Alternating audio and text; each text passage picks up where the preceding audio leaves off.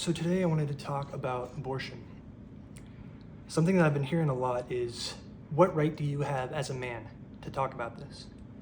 And my response is always, I believe in equality. So my rights are the same as yours. I don't qualify my rights on the basis of gender or race. I don't say I'm allowed to say these things or do these things because of the color of my skin. That to me just seems like the antithesis of actual equality. Actual equality is when we treat each other as equals. You're an individual, I'm an individual. We treat each other as individuals. I don't look at you and say, oh, you're a black gay woman, therefore I'm going to judge you as such. Or I don't say you're a straight white man and then judge you as such. That's discrimination. You treat people like equals. You treat them as individuals, not because they belong to this group or that group, or they identify this way or that way. You treat them as an individual human being. And it's that simple. That's what equality is. So the reason why this is so important too is because the conversation of abortion isn't just women's rights. It's what does it mean to be human? Because if we believe in universal human rights, that means all human beings have equal rights.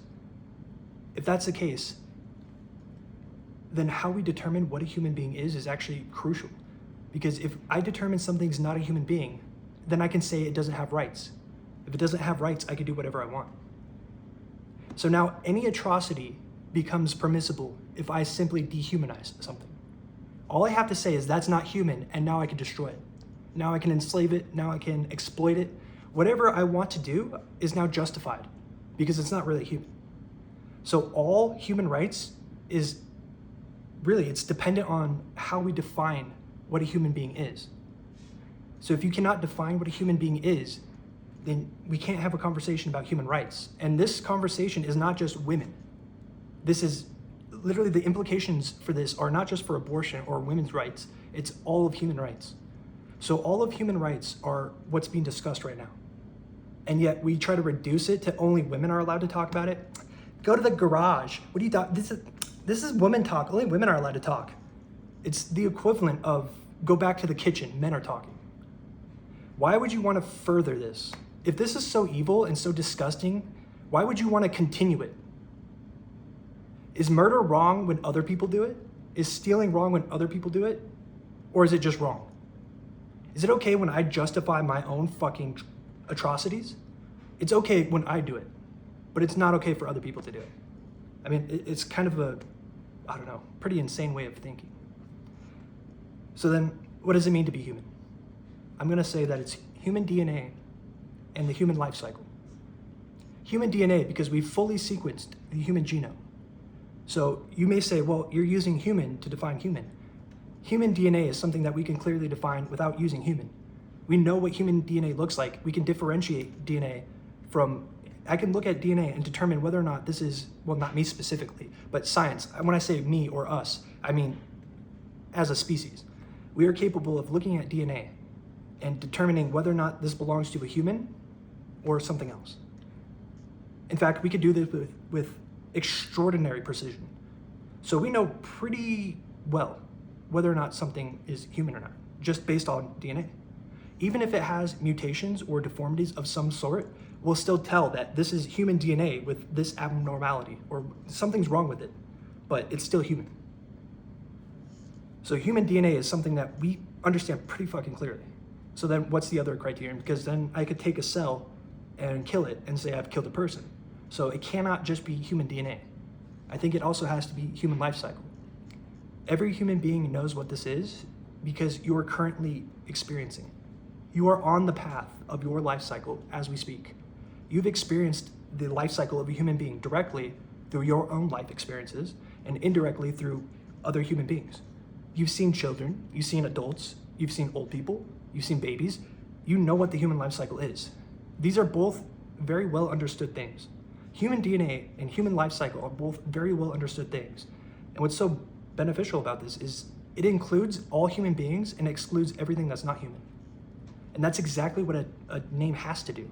If I'm trying to define something, it has to exclude everything that does not fit the criterion.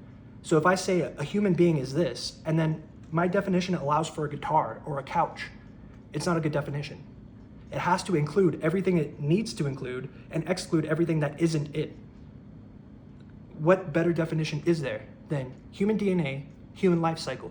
Because it doesn't matter where you were born, what color you are, what religion you are, what point in human history you were born, what age you are, what point along your human life cycle you are.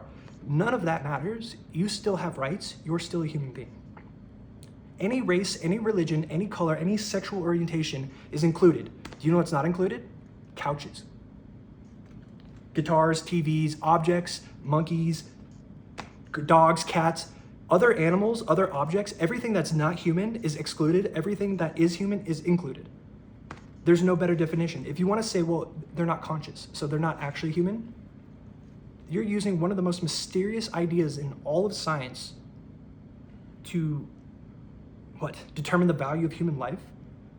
There's way too much ambiguity. It cannot be done. You're going to say memory, you're going to say this or that. None of those make sense. It has to include everything that's human and exclude everything that's not. There is no better definition than this.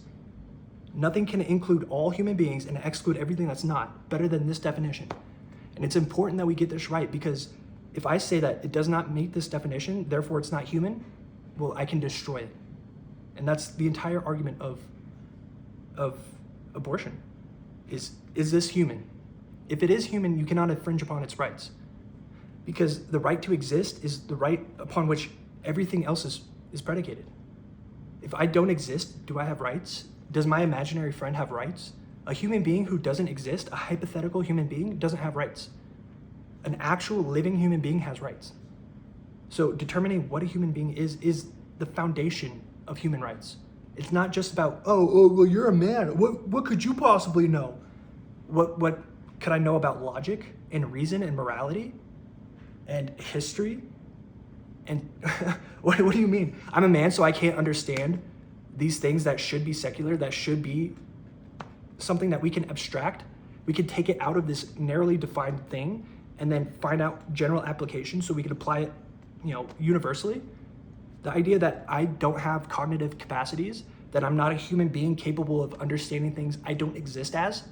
Do you know how many things are out there that I don't exist as? It's pretty much everything else. Everything else that exists is not me. I am me. Everything else that isn't me is everything else in the universe. And if I can't comprehend it because I don't exist as it, then I can't understand anything in the universe. It's such a stupid idea. You can't understand this because you don't exist as this. Is a preposterous idea. I'm a man. I have logic. I have reason.